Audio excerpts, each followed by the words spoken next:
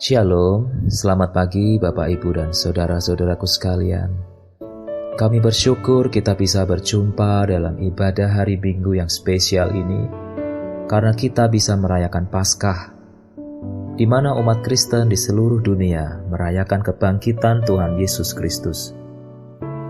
Oleh karena itu kami mengajak Bapak Ibu saudaraku sekalian untuk merayakan Paskah ini dengan penuh rasa sukacita dan pengagungan kepada Tuhan. Mari Bapak Ibu saudaraku sekalian, kita akan berdoa bersama-sama untuk membuka ibadah kita. Bapa kami yang di surga, sungguh kami bersyukur kepadamu karena penyertaan dan perlindunganmu yang ajaib dalam hidup kami dan segenap keluarga kami. Kami masih diberi kesempatan untuk beribadah bersama keluarga dan saudara-saudara seiman kami merayakan kebangkitan-Mu.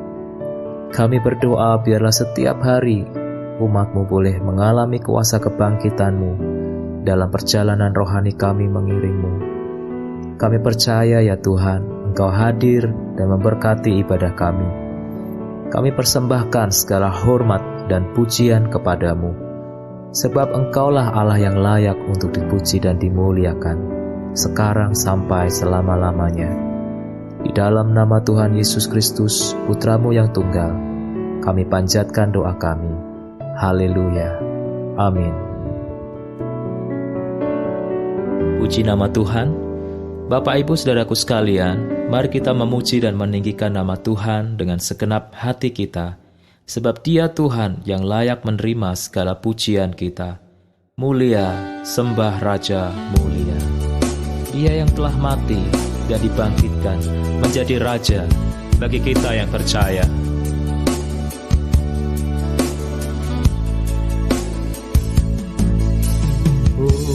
Mulia, sembah Raja mulia, bagi Yesus puji hormat dan kuasa.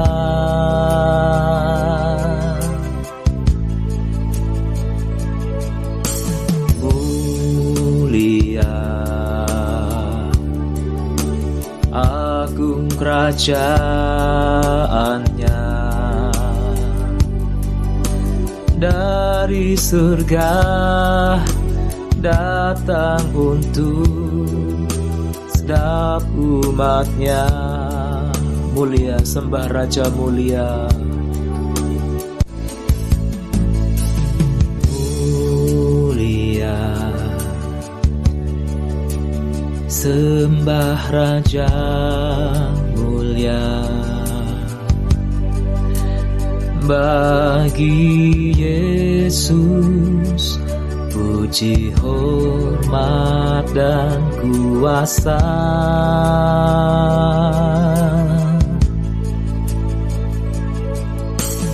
Mulia, agung kerajaannya,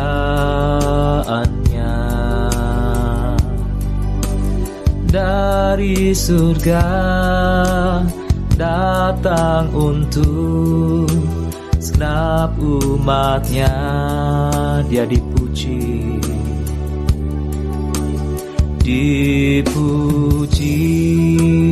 ditinggikan, namanya Yesus. Hormat dan muliakanlah Yesus Raja.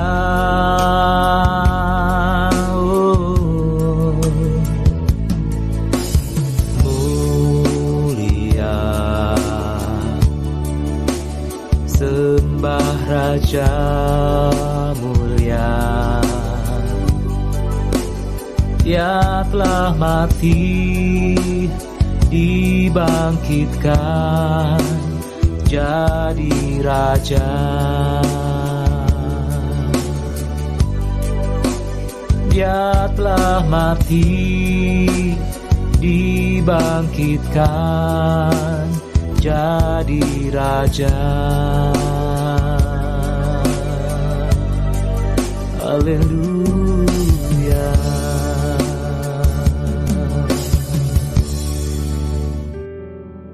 Puji nama Tuhan, mari kita sembah Tuhan Bapak Ibu Saudaraku. Mari 1-2 menit ini kita mengagungkan Tuhan. Kita bermazmur bagi Dia. Kita mengingat kebaikan Tuhan dalam hidup kita, penyertaan Tuhan yang sempurna dalam hidup kita. Haleluya. Terima kasih Tuhan, Engkau baik. Terima kasih atas pengorbananmu. Kami bersyukur atas kebangkitanmu. Kau membawa kami menuju kemuliaan-Mu. Kami bersyukur. Haleluya. Glory. Kemuliaan hanya bagi Engkau kami tinggikan. Haleluya. Engkau baik Tuhan, Engkau luar biasa, Engkau segalanya dalam hidup kami. Sungguh kami bersyukur. Haleluya. Engkau Allah yang luar biasa, Raja di atas segala raja. Engkau layak disembah, Engkau layak diagungkan. Terima kasih Tuhan, kami merasakan hadirat-Mu hadir di tengah-tengah kami. 2-3 orang berkumpul demi nama-Mu, Engkau ada di tengah-tengah kami Tuhan. Dan Engkau memberkati setiap kami, Engkau mengurapi setiap kami ya Tuhan. Terima kasih Bapa yang baik. Haleluya. Terima kasih Tuhan buat sukacita yang Engkau berikan dalam hati kami. Kami bersyukur Tuhan. Biarlah kami menjalani hari-hari kami Tuhan dengan takut dan hormat akan Engkau. Dengan kuasa kebangkitan-Mu Tuhan, kami mengatasi segala perkara. Terima kasih Bapa. Kami rindu memuji Engkau lebih lagi Tuhan dengan penuh sukacita. Haleluya. Haleluya. Amin.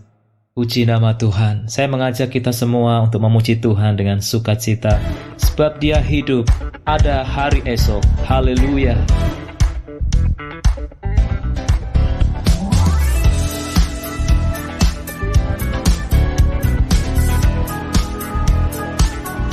Anak Allah, Yesus namanya, menyembuhkan, menyucikan, bahkan mati, tebus dosaku, kubur kosong, membuktikan Dia hidup. Oh, sebab Dia hidup, ada hari esok, sebab Dia hidup. Ku tak gentar, karena ku tahu Dia pegang hari esok. Hidup jadi berarti sebab Dia hidup. Dia hidup. Oleh karena itu ada hari esok, ada harapan bagi kita yang percaya kepada Tuhan. Ada hidup kekal di dalam Tuhan. Haleluya. Mari kita pujikan kembali anak Allah, Yesus namanya. Anak Allah, Yesus namanya menyembuhkan, menyucikan, bahkan mati, tebus dosaku. Kubur kosong membuktikan Dia hidup, sebab Dia hidup, sebab Dia hidup. Ada hari esok, sebab Dia hidup. Ku tak gentar, karena ku tahu Dia pegang hari esok. Hidup jadi berarti sebab Dia hidup. Oh, sebab Dia hidup. Ada hari esok, ada hari esok, sebab Dia hidup. Ku tak gentar, karena ku tahu Dia pegang hari esok. Hidup jadi berarti sebab Dia hidup. Hidup jadi berarti sebab Dia hidup. Hidup jadi berarti sebab Dia hidup. Haleluya. Mari Bapak Ibu saudaraku sekalian, sekali lagi kita katakan, sebab Dia hidup, sebab Dia hidup. Ada hari esok, sebab Dia hidup. Ku tak gentar, karena ku tahu Dia pegang hari esok. Hidup jadi berarti sebab Dia hidup. Sebab Dia hidup. Ada hari esok, sebab Dia hidup. Ku tak gentar, karena ku tahu Dia pegang hari esok. Hidup jadi berarti sebab Dia hidup. Sekali lagi kita katakan, sebab Dia hidup, sebab Dia hidup. Ada hari esok, sebab Dia hidup. Kami tak gentar, ku tak gentar, karena ku tahu Dia pegang hari esok. Hidup jadi berarti sebab Dia hidup. Hidup jadi berarti sebab Dia hidup.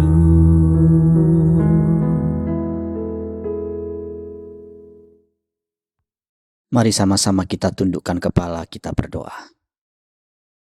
Bapa kami yang di surga, terima kasih untuk kesempatan pagi ini kami boleh bersekutu beribadah. Kami memuji keagungan kebesaran-Mu yang sungguh mempesona hati kami. Terima kasih untuk kemurahan-Mu, terima kasih untuk kebaikan-Mu. Terima kasih untuk kesempatan di mana kami boleh terus berbenah diri dan memperbaiki apa yang masih perlu kami perbaiki. Berbicaralah ya Tuhan melalui firman-Mu pagi ini. Nyatakan isi hati-Mu bagi kami. Biar melalui firman-Mu, iman kami diteguhkan, jalan kami yang serong dikembalikan. Urapi hamba-Mu yang Kau telah persiapkan untuk boleh menyampaikan isi hati-Mu. Dalam nama Tuhan Yesus Kristus kami mengucap syukur, kami berdoa. Amin. Shalom Bapak Ibu, salam damai sejahtera bagi kita sekalian. Hari ini Minggu 12 April 2020, ibadah perayaan Paskah kita mengambil tema sebab Dia hidup, ada hari esok. Yesus keluar dari ruang penyesahan menuju ke Bukit Golgota jam 6 pagi lebih. Jam 9 disalib, jam 12 terjadi gelap gulita sampai jam 3 dan jam 3 Yesus mati atau menyerahkan nyawanya kepada Bapanya. Setelah itu Yusuf dari Arimatea setelah mendapat izin dari Pontius Pilatus menurunkan mayat Yesus, mengafaninya dan menempatkan atau memasukkan ke dalam sebuah goa. Seperti yang sering dinubuatkan oleh kitab suci, oleh Yesus sendiri juga termasuk bahwa Yesus atau anak manusia nanti akan disalibkan, mati dan dikuburkan. Pada hari ketiga akan dibangkitkan. Nah, memang banyak tafsiran soal hal ini. Ada yang memegang kepercayaan bahwa yang dimaksud adalah hari Rabu bukan hari Jumat kematiannya. Tapi ada yang tetap percaya hari Jumat. Kalau saya sendiri pegang kepercayaan tetap hari Jumat. Kenapa dikatakan hari Jumat? Karena terhitung dari hari menjelang atau sebelum Sabat. Sabat itu Sabtu dan bangkitnya pada hari pertama minggu itu. Hari Minggu. Lalu pertanyaannya bagaimana cara menghitungnya? Bagaimana dari hari Jumat sore mati, hari Minggu subuh bangkit dihitung 3 hari? Bukankah penghitungan waktu kita itu tidak nyampe 2 kali 24 jam? Karena hari Jumat sore mati, terhitung hari Sabtu sore baru 1 kali 24 jam. Sabtu sore sampai Minggu sore itu baru 2 kali 24 jam. Sementara Yesus Minggu subuh sudah bangkit.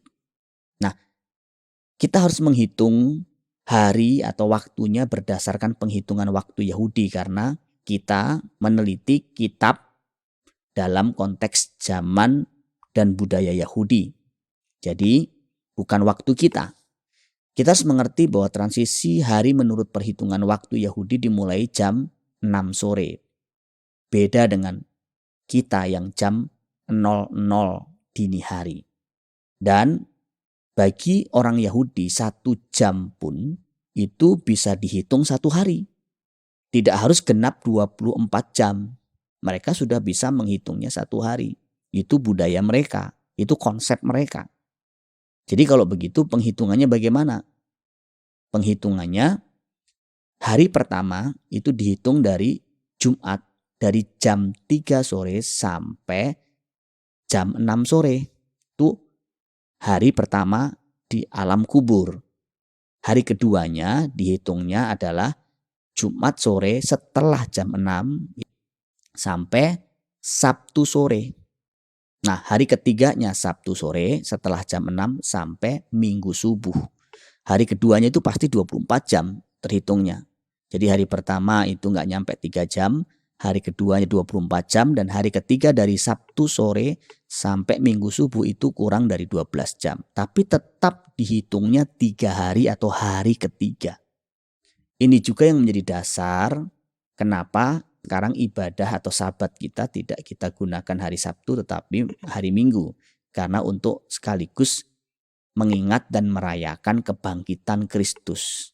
Jemaat mula-mula sudah mulai memindahkan dari mereka ibadah biasanya Sabat, Sabtu, setelah Yesus bangkit, pertemuan mereka ubah ke hari Minggu. Nah, itulah dasarnya kenapa orang Kristen Sabatnya, waktu perhentian khususnya, waktu ibadah khususnya dari Sabtu pindah ke Minggu.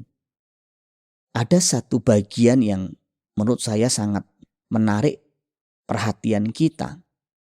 Satu bagian yang paling penting dan paling menantang dalam cerita kitab Injil adalah kalimat atau kata-kata yang diucapkan oleh malaikat dalam Lukas pasal 24 ayat 5 sampai ayat 7. Mengapa kamu mencari dia yang hidup di antara orang mati? Ia tidak ada di sini. Ia telah bangkit. Ingatlah apa yang dikatakannya kepada kamu ketika ia masih di Galilea, yaitu bahwa anak manusia harus diserahkan ke tangan orang berdosa dan disalibkan dan akan bangkit pada hari ketiga. Ini kalau bahasa sederhananya itu, mengapa kamu masih menaruh imanmu, masih mencari orang yang mati? Bukankah Yesus itu sudah hidup? Nah, banyak orang Kristen tuh masih seperti yang dikatakan oleh malaikat ini. Mencari, percaya, menaruh iman kepada Yesus yang mati, bukan Yesus yang sudah bangkit dan hidup selamanya.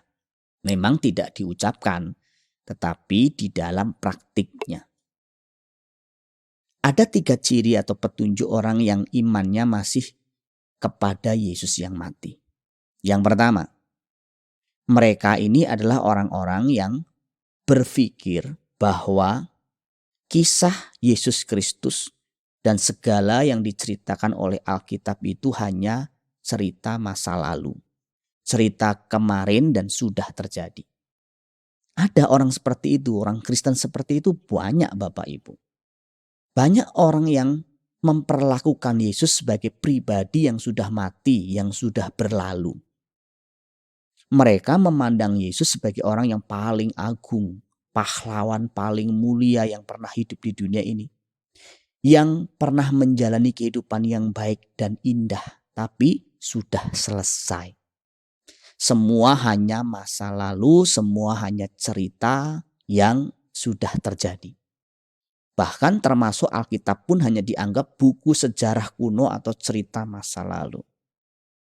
Nah, orang seperti ini, orang-orang yang memperlakukan Yesus dan memperlakukan Alkitab sebagai sesuatu yang mati, tidak punya kuasa apapun. Tetapi kebenarannya nggak seperti itu Bapak Ibu. Yesus sendiri mengatakan bahwa semua perkataannya itu adalah roh dan hidup.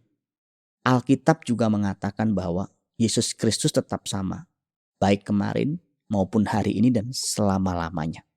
Jadi, baik Yesus maupun perkataan Yesus itu hidup, bukan mati. Yesus tetap sama, mau 2000 tahun lalu, mau sekarang, mau 2000 tahun yang akan datang, tetap sama karena dia hidup. Nah, orang-orang yang hanya percaya bahwa Yesus dan perkataannya, Yesus dan Alkitab itu hanya sesuatu yang bersifat sejarah, dia cenderung skeptis. Dia cenderung tidak menaruh satu pengharapan atau kepercayaan, dingin. Kayak begini. Jadi melihat Alkitab, menganggap Alkitab itu gak punya kekuatan apa-apa. Padahal firman Tuhan itu sesuatu yang penuh kuasa, bisa mengubah hidup manusia.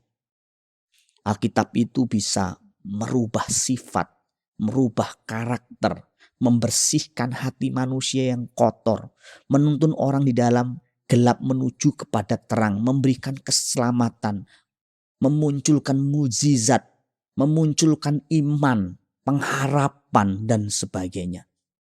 Dan dari begitu banyak pengalaman orang-orang yang mengenal Kristus, baik pada zaman Kisah Rasul maupun sekarang, orang-orang yang mengalami Kristus secara pribadi, Kristus yang hidup di dalam dirinya, itu orang-orang yang optimis, orang-orang yang punya pengharapan, orang-orang yang punya semangat juang yang bagus, yang hebat.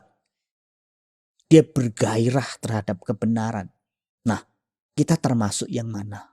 Jangan-jangan Kita percaya Yesus, kita percaya Alkitab, tapi percaya sebagai sejarah, percaya sebagai sesuatu yang sudah berlalu, tidak ada hubungannya dengan kehidupan kita sekarang.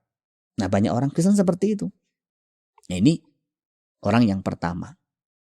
Ciri yang kedua dari orang Kristen yang imannya masih kepada Yesus yang mati adalah menjadikan Yesus itu hanya sekedar objek penelitian dan alat untuk mencapai tujuan. Ada orang-orang yang seperti ini yang memandang Yesus hanya sebagai objek yang menarik untuk dipelajari, untuk diteliti dalam diskusi-diskusi kelompok sel, pemahaman Alkitab, studi Alkitab, skripsi, tesis, dan sebagainya. Mereka sendiri tidak betul-betul mengenal pribadi Kristus, tidak betul-betul mengasihi, tidak betul-betul melayani Kristus. Ada juga orang-orang yang menjadikan Kristus sebagai alat untuk mencapai tujuannya, terutama tujuan jasmani. Seperti yang pernah terjadi juga dalam Alkitab pada zaman Yesus, di mana Yesus dipaksa untuk menjadi seorang raja bagi mereka yang bisa memenuhi kebutuhan jasmani mereka. Nah, orang-orang seperti ini, orang-orang yang memperlakukan Yesus seperti lampu Aladin. Kalau digosok-gosok lewat doa, lewat klaim, itu nanti Yesusnya bisa menuruti keinginannya. Nah, tentu hal tersebut tidak sesuai dengan firman Tuhan. Jadi, dalam hal ini Yesus hanya dipandang sebagai objek untuk dipelajari atau diperalat, bukan sebagai pribadi yang dikenal untuk dikasihi dan dilayani dengan segenap hati. Tentu kita harus mengerti dulu bahwa mempelajari Yesus dengan gaya hidupnya, cara hidupnya, meneliti Alkitab itu penting. Seperti yang dilakukan oleh jemaat mula-mula dan jemaat di Berea. Karena kalau enggak kita bisa sesat. Kita bisa menciptakan Yesus yang lain di pikiran kita, Allah yang lain di pikiran kita. Kita enggak ngerti kebenaran, kita mendirikan kebenaran sendiri, menciptakan kebenaran sendiri, menciptakan Yesus yang lain. Kita nggak boleh juga seperti itu. Tetapi jangan sampai juga kita ini menjadikan Yesus hanya sebagai objek penelitian kita. Nah, bedanya apa? Beda loh saudara. Begini misalnya. Kalau yang masih muda atau yang dulu punya pengalaman sedang membidik pasangan. Misal lagi tertarik sama lawan jenis dan pengen melakukan pendekatan. Mungkin saudara ingin lebih tahu banyak tentang orang tersebut yang saudara incar atau saudara bidik tersebut.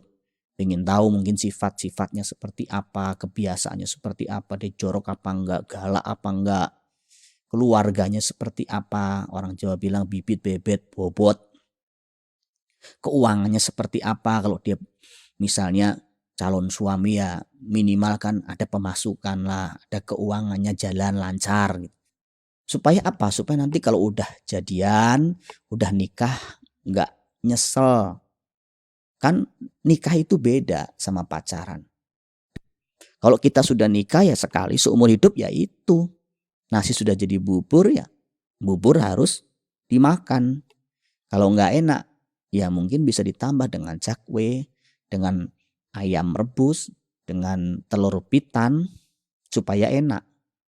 Itu sebabnya kita melakukan pendekatan, kita melakukan penyelidikan supaya kita tahu pribadi yang akan kita nikahi tersebut tidak salah. Nah, kalau kita perlakuan itu seperti kepada Kristus boleh. Jadi kita ingin mengenal dia lebih jauh karena kita ingin nanti menjadi mempelainya, kita ingin melayani dia seumur hidup sampai maut menjemput kita.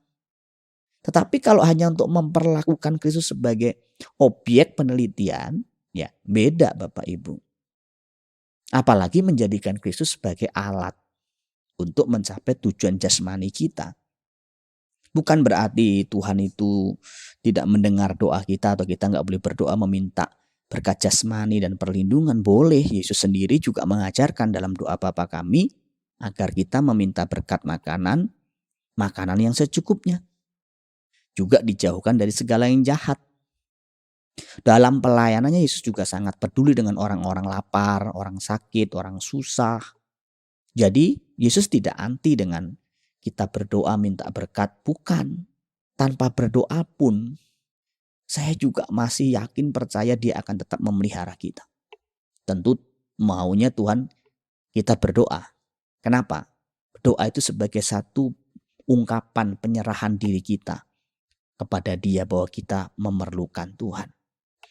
Nah, biasanya orang-orang yang hanya menjadikan Kristus sebagai objek penelitian ini memang jago berteori, jago berteologi, jago berdebat. Tetapi sayangnya tidak didukung oleh kualitas tanggung jawab, etika, atau moral atau mentalnya itu. Orang seperti ini kadang mulutnya memuji Tuhan di gereja, ngomongnya kata-kata rohani di gereja, shalom, haleluya, puji Tuhan. Tapi kalau sudah di rumah, di tempat kerja, di masyarakat, yang keluar kata-kata kotor. Bukan rohani lagi, rohana. Kalau di gereja bahasa roh, tapi kalau sudah di jalan raya bisa bahasa binatang. Nah, orang-orang seperti ini yang hanya menjadikan pengetahuan kebenaran nempel di otaknya tapi tidak di hati dan di kelakuannya. Di masyarakat jadi batu sandungan. Kalau kerja suka telat. Kalau di rumah malasnya ampun-ampun, joroknya, egoisnya. Kalau utang di warung gak bayar. Etikanya buruk sekali. Tidak pernah mau minta maaf. Disuruh antri saja susah. Tidak setia, tidak bisa hormat sama orang tua, tidak bisa mengasihi pasangan, tidak bisa menghormati pasangannya, apalagi otoritasnya, tidak bisa menguasai hawa nafsunya. Ibadah sih jalan terus, tapi dosa juga jalan terus, kebejatan juga jalan terus. Nah, itu terjadi kenapa? Karena Yesus Kristus itu hanya sekedar objek untuk diteliti. Nggak ada kaitannya sama sekali dengan kehidupan nyatanya. Jadi mereka ini tahu banyak tentang isi Alkitab. Soal jangan khawatir, soal jangan takut, jangan cemas, tahu semuanya. Sikapnya bagaimana? Tahu, tapi buktinya khawatir terus, cemas terus, takut terus. Soal mengampuni, soal murah hati, tahu. Soal kasih, tahu. Prakteknya nyimpen kebencian. Sulit memaafkan, marah-marah bawaannya. Seluruh hidupnya seolah-olah dikendalikan oleh amarah atau kebenciannya. Kalau soal jadi teladan ya tahu, tapi kenyataannya bukan jadi teladan, suka telatan. Dia tahu kalau anak-anak Allah itu harus membawa damai, tahu. Tapi dalam praktiknya justru jadi biang keributan. Secara teori dia juga tahu harus menyalibkan daging, mematikan daging. Tapi prakteknya ya hawa nafsu jalan terus. Perbuatan kotor, zina ya jalan terus. Yang ketiga, orang yang masih menaruh percaya pada Yesus yang mati, bukan Yesus yang bangkit dan hidup selamanya. Itu biasanya hanya sekedar menjadikan Yesus itu model kesempurnaan. Oh, itu baik dong. Oh ya, itu baik. Tetapi kalau sekedar di situ, bukan kemudian mengikuti jejaknya dan meniru dan menjadi pelaku, akan buruk. Kenapa? Karena biasanya nanti akan terjadi di mana model kesempurnaan itu bukan dikenakan pada dirinya, tetapi dipakai untuk melihat noda pada wajah batinnya saudaranya.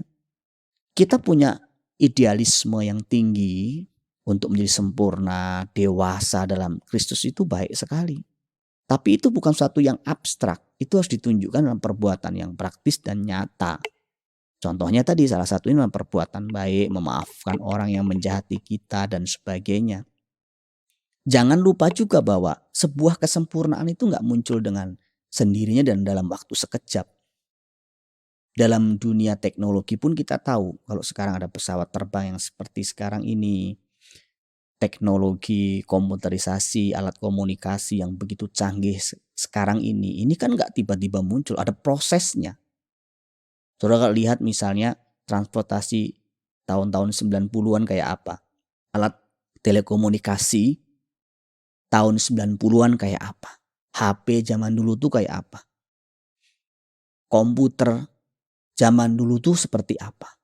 Kalau sekarang kita ngelihat bentuknya yang mungkin lebih ramping, tipis, canggih, cepat, itu kan ada proses waktu menuju ke sana.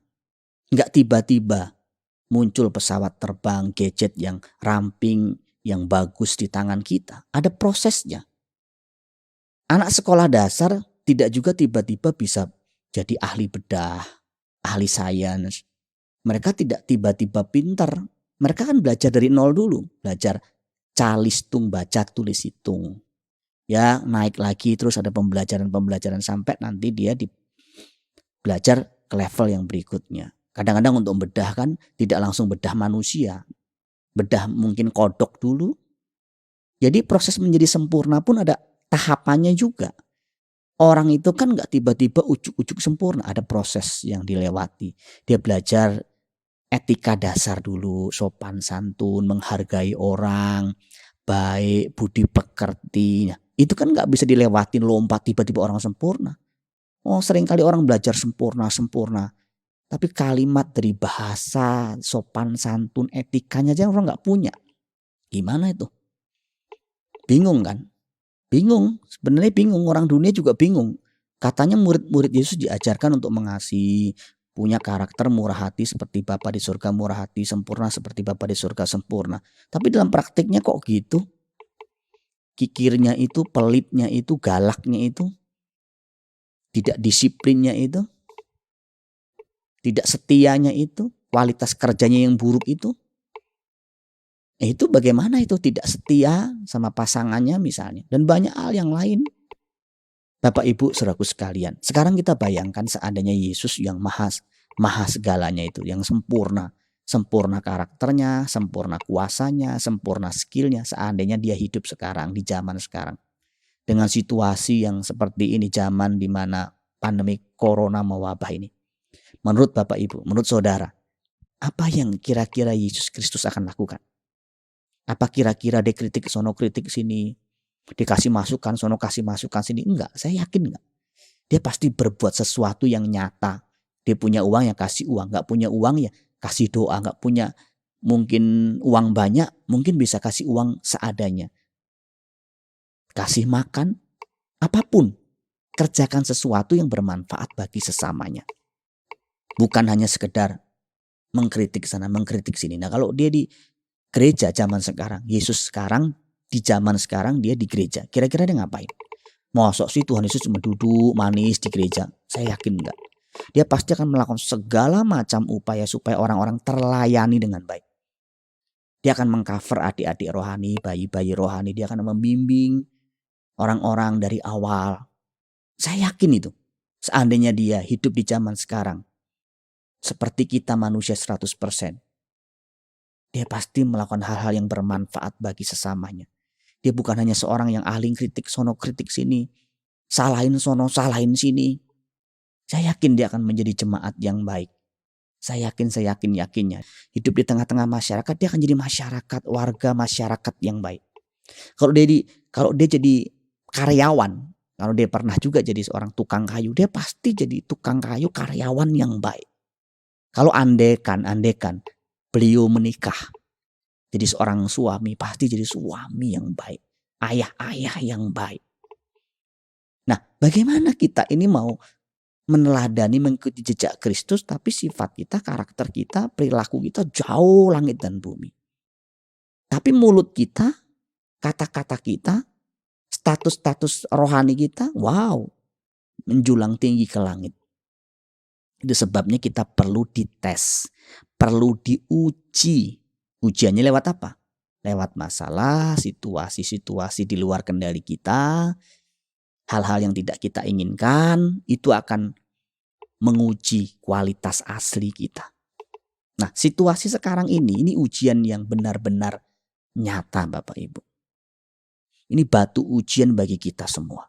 bagi semua pengikut Kristus di seluruh dunia. Ini akan membuktikan benarkah Yesus Kristus hidup di dalam diri orang percaya atau sebenarnya hanya sekedar teori. Apakah Yesus benar-benar dipercaya sebagai Tuhan dan Juru Selamat atau hanya sekedar mitos atau sejarah masa lalu? Benarkah kita mengenal Dia secara pribadi, mengasihinya, atau sekedar mengidolakan Dia? Waktulah yang akan menentukan. Nah, masalah seperti ini, ketika pandemi corona mencapik-capik setiap sendi kehidupan, sekarang seperti gak ada perbedaan lagi orang kaya, miskin, pendidikan tinggi, rendah, jemaat, rohaniawan. Semua bisa mati kapan saja. Orang sudah hati-hati saja. Saya pernah baca satu berita, ada yang meninggal waktu ditanya, keluar enggak? Di rumah aja. Tapi kok bisa gak keluar kemana-mana? Ya mungkin karena ketakutan, jadi imunnya turun, saya gak tahu juga. Sekarang juga gak ada perbedaan gereja besar, gereja kecil, orang semuanya sekarang live streaming rata-rata. Itu drum yang bagus yang harganya miliaran juga mungkin gak terlalu kepake. Kursi-kursi yang mahal-mahal, alat-alat ibadah yang wow, yang mahal-mahal, mungkin sekarang ini juga gak ada bedanya dengan orang yang gak punya apa-apa seperti kita sekarang ini. Kita rekaman aja dengan alat seadanya. Ini saya rekaman dengan satu komputer, satu laptop maksud saya. Saya rekaman terpisah dengan WL terpisah. Setelah itu Ko Yohanes memproses jadi yang bisa kita dengarkan sampai hari ini. Nah, hal yang menarik juga lihat tuh di media sosial. Gelombang penyembahan, pemujaan kepada Allah tuh terjadi di mana-mana. Pintu gereja ditutup, tetapi orang ibadah di mana-mana, di jalan-jalan, di parkiran, mereka nyembah Tuhan, di rumah-rumah. Mereka nyanyi, mereka nyembah Tuhan.